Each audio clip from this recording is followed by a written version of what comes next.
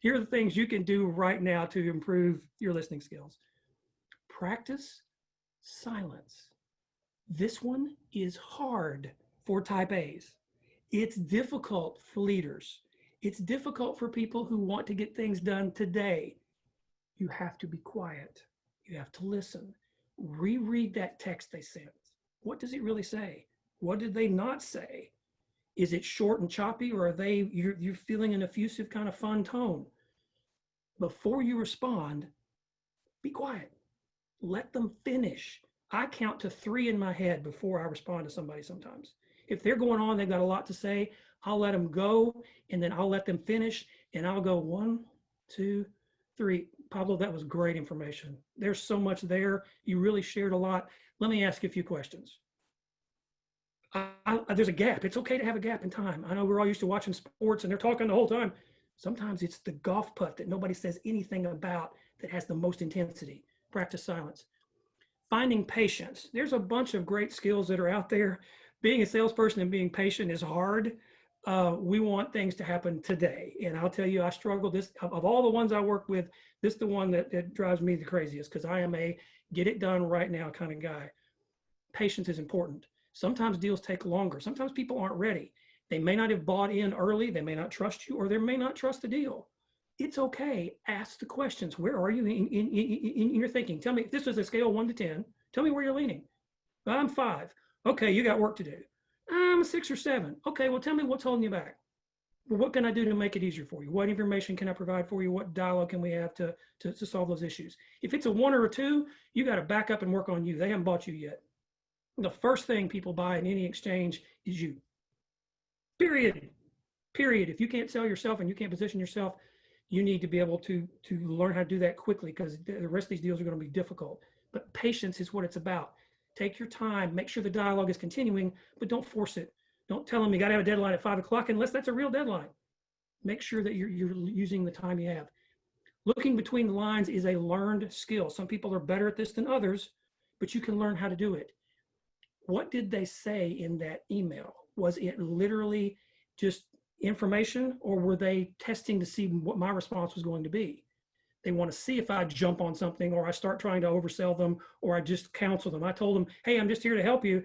And all of a sudden I'm throwing numbers at them, trying to get them to buy a property or invest in something. Look and see what they're saying. Listen to what the conversation is like and try to figure out what that tone is. That tone's important. And that's between the lines. They're not going to say, I'm in a bad mood today, so I'm going to just be very snippy. You have to figure that out.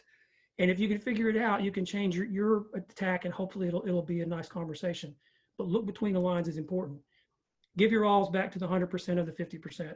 I stop what I'm doing. When I have an appointment on my calendar, there's nothing else in the world that's going on.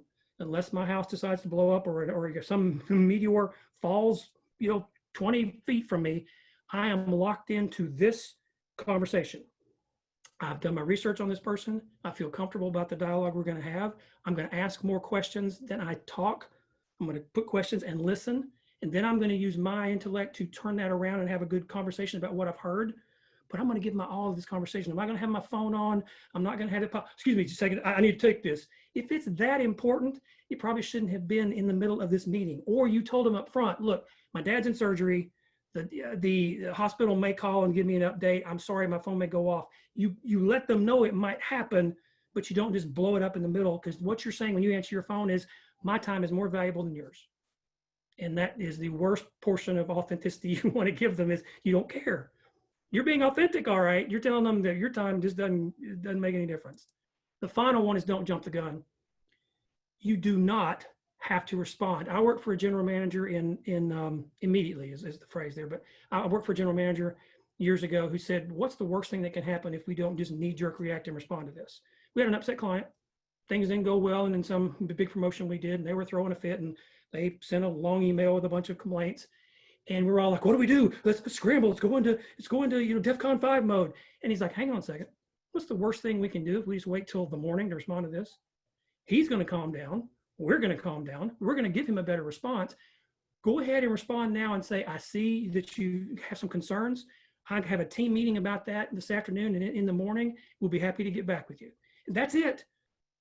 In this case, if you get my wife has had some of the weirdest real estate deals you can imagine. They have just popped up. There have been the weirdest stuff ever. And what we always do when something wacky starts to blow up is stop and go, do we need to respond to this guy right now? Is this a demand? Is this a request? Are they fishing or are they really concerned? We need to figure that out before we respond. If I think he's fishing and I go back with a hardcore response, I'll blow him out of the water. He's going to go, oh, well, hey, that's what I ask. So don't jump the gun in responses. Practice silence. Be patient. Try to read between the lines. And if you're not good at it, there's some skills out there that can help you do it. Plug into what you're doing right now. Don't automatically respond. Don't have a canned response. That one that comes up now, if you got Gmail, somebody sends you an email, look down at the bottom, scroll down the bottom. It's got 3 planned responses for you to the email. It reads your email and says, oh, you can just click this button and respond. Thanks for the information. That looks awesome. No, I don't want to do that. And I think I can come up with my own. I don't need Gmail to prompt me with 3 canned responses. Neither do you, especially during a conversation. It can't be the same thing you told the guy, in the previous meeting. It can't be what your standard response is to this is too expensive, because you don't know if that's really an excuse or a problem, or if it's just some kind of roadblock. Make sure you're looking through all of those.